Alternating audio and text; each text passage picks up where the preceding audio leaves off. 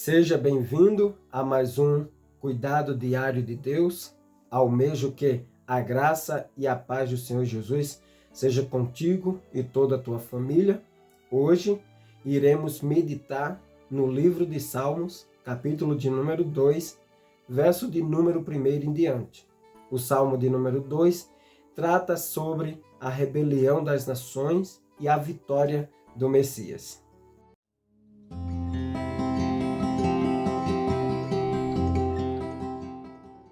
Como eu estava dizendo, hoje iremos refletir no livro de Salmos, capítulo de número 2.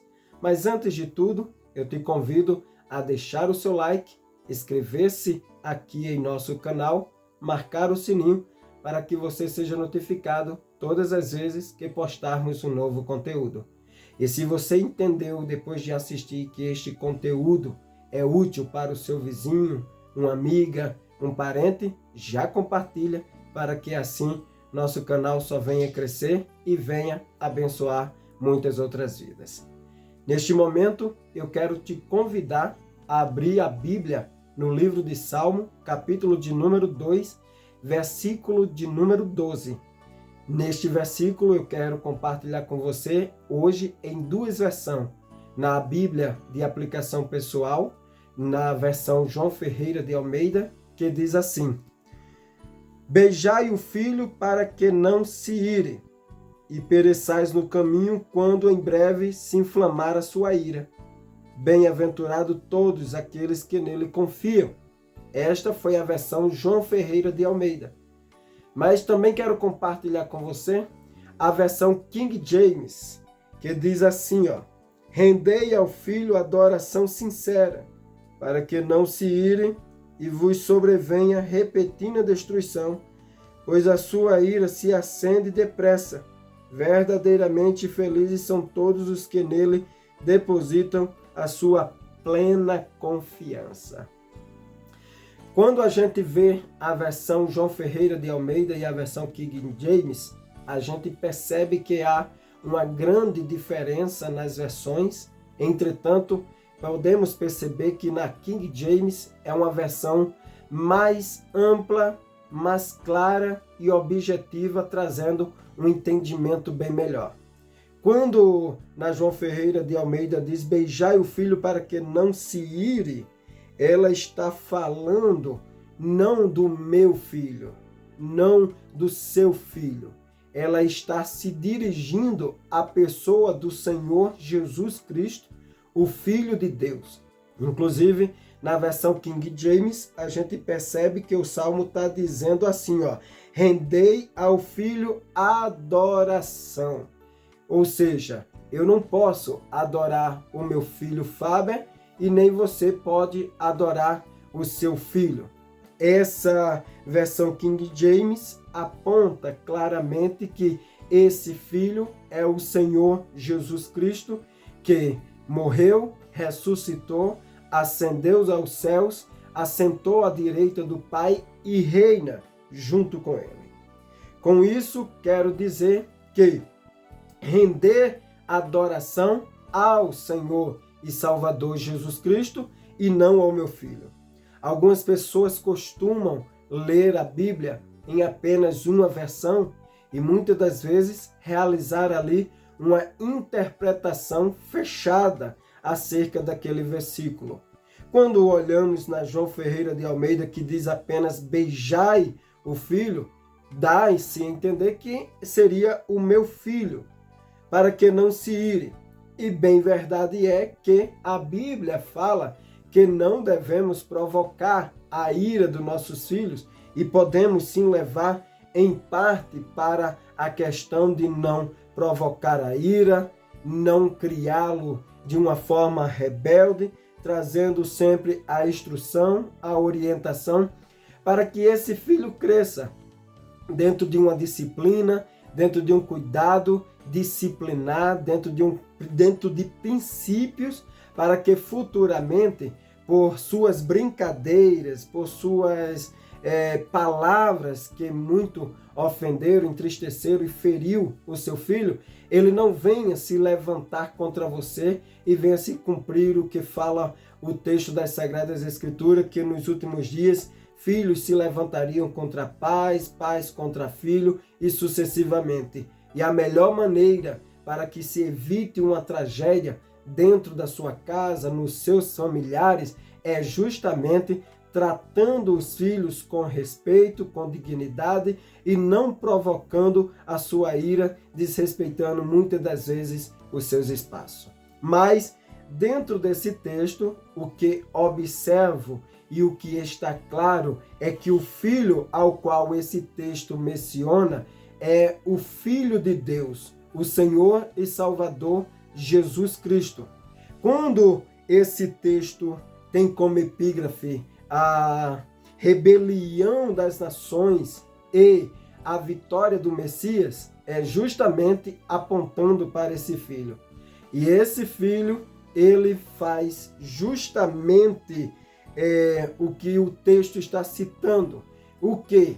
Quando uma autoridade, quando um governante decide se levantar contra a pessoa do Senhor Jesus Cristo, contra a pessoa de Deus, contra a pessoa do Espírito Santo, desobedecendo os princípios de justiça, de retidão, das coisas que são certas a se fazer segundo as Sagradas Escrituras, ele não apenas está atraindo sobre ele a revolta e a indignação das nações, mas ele está atraindo sobre ele a ira do Filho de Deus. E detalhe, uma vez que o Filho de Deus se irá e decidir fazer alguma coisa, diferente do que a gente está vendo acontecer no país, através do Alexandre de Moraes, através do Fachin, através do Dino, através da Carmen Lúcia, através desses ministros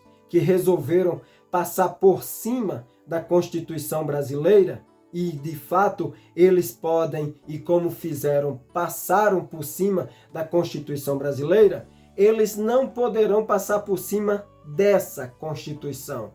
Essa Constituição aqui, ela é regida, e detalhe, todas as regras, princípios desobedecidas nela trazem sobre a vida dos mesmos que desobedecem o jugo, o castigo, não da parte do homem, mas o jugo, o castigo e a maldição da parte do Senhor Deus. E detalhe, a Bíblia diz que quando alguém se levanta para fazer alguma coisa contra os justos, aqueles que estão querendo viver segundo os princípios de Deus, a Bíblia diz que não é minha, não é sua a vingança, mas a Bíblia deixa claro que a vingança é de Deus. E tem um detalhe, uma vez que Deus, ele decide qual é a penalidade, qual é o castigo que virá sobre esses governantes ou sobre qualquer nação que decidir se rebeliar contra Deus, este castigo, ele não será revogável. E detalhe, quando Deus coloca a mão, se prepara, porque do castigo de Deus ninguém tem como fugir. A Bíblia fala e menciona que se você subir no mais alto monte, lá está o Senhor. Se for se esconder no mais profundo abismo, lá ele também te encontra. Então, o homem pode fazer o que quiser, pode desobedecer, pode viver a sua vida indisciplinada, pode querer abusar do cargo, do poder que recebeu. Entretanto, o que Deus já tem reservado para esses governantes, para essas autoridades, para todos aqueles que decidem se rebeliar contra Deus, ela é fatal. O castigo de Deus é um castigo fatal, é um castigo direto.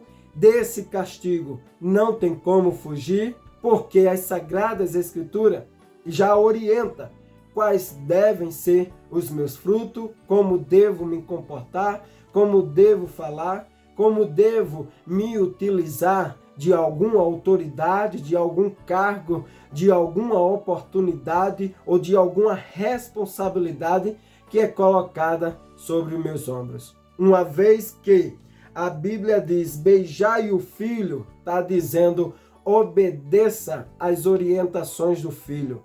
Ande de acordo com os princípios do filho. Que filho? O nosso Senhor e Salvador Jesus Cristo. Ele veio à terra, como o Verbo se fez carne, habitou entre nós, deixou o exemplo de qual deveria ser, de como deveria ser a nossa conduta, que era respeitando, amando, que era honrando. A Bíblia diz, honra teu pai e tua mãe, para que assim se prolongue os teus dias na face da terra. Isso é um dos princípios. A Bíblia tem o caminho, e uma vez que essas autoridades decidiram criar uma circunstância para evitar que o escolhido de Deus se assente na cadeira, Deus começa a interferir na situação, a mover algumas circunstâncias para que se cumpra a sua palavra.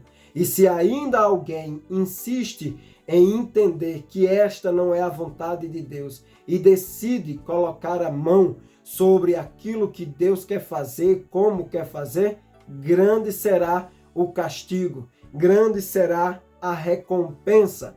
A recompensa de Deus, ela tanto é grande para abençoar, para fazê-lo viver em bênção, para fazê-lo viver desfrutando de uma extraordinária vida abundante de saúde, de riquezas sim financeira, ela também é grande e poderosa para fazer os injustos, os ímpios, os maus governantes perecer sobre o seu castigo.